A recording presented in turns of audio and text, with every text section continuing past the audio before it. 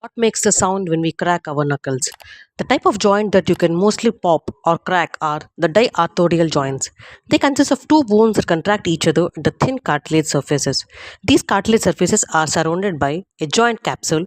Inside the joint capsule is a lubricant called synovial fluid, which allows and serves as source of nutrients for the cells. Synovial fluid also contains the dissolved gases like oxygen, nitrogen, and carbon dioxide. The cracking or popping sound is caused by the gases rapidly coming out of the solution, allowing the capsule to stretch a little further.